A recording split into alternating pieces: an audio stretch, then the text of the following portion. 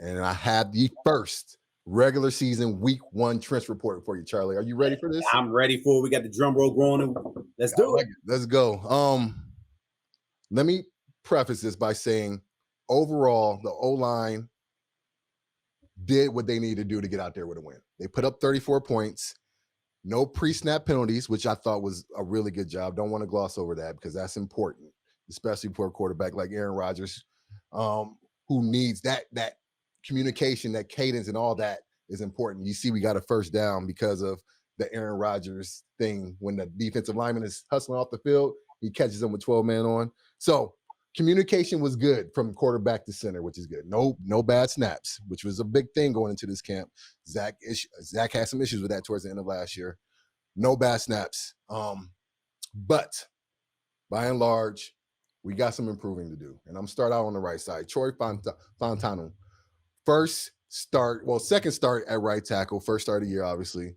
After coming off an injury last year, we were wondering how he would show up. And I love his disposition. He plays with an angry disposition, has to clean up some things. He got Aaron hit on one of the plays, got beat on the inside move.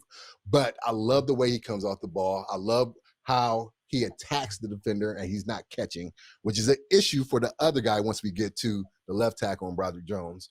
But Troy is really good with his hands and gets into the mix, is not afraid to finish plays. So 88% for him. So I thought that was a good showing to start out. Mason McCormick, solid the entire game.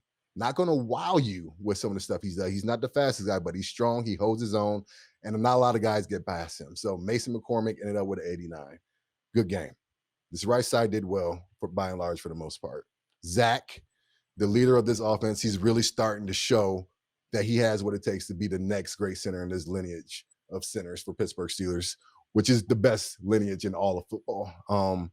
Zach communicated well. Everybody was on the same page, which is the most important thing as a center. You want to make sure everybody knows where they're going. No miscommunications up front. I thought that was excellent. He was physical as always, couple of pancakes, getting after folks. He played really good. He was the linchpin of this offensive line. He was the hog of the week. Now we get to the trouble, the left side.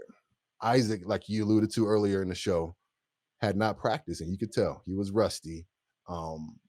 And because of that, there probably were some slight communication issues because he had not lined up next to Broderick Jones at all during camp. So not his strongest showing. I expect to see him improve in his second week as he gets some more reps under his belt.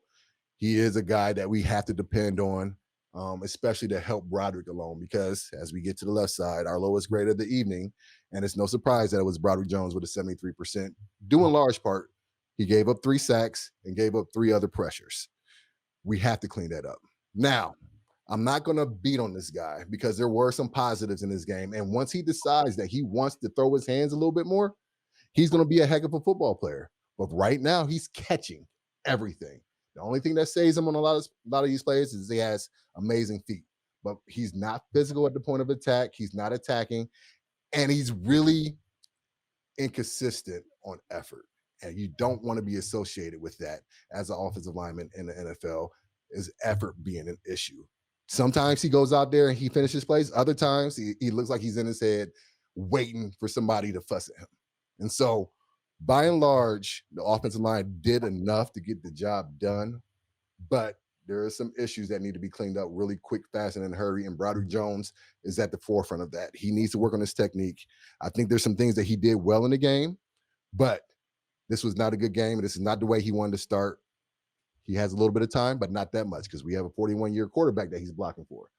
And we got a veteran in Andres Pete and Dylan Cook and Calvin Anderson who worked very hard this offseason to man that left tackle position. So that is the trench report. Broderick has some work to do. By and large, I thought the offensive line did what they needed to do to win the game. Not great. Okay. Yeah, no, I look at looking at your grades.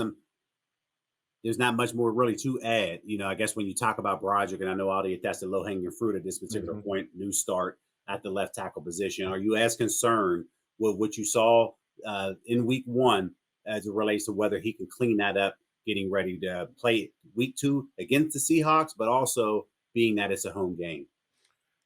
I think he can. His problems are should be easy to fix. Should be. Now I say that because he had the same issue at right tackle last year. He just does not throw his hands consistently enough.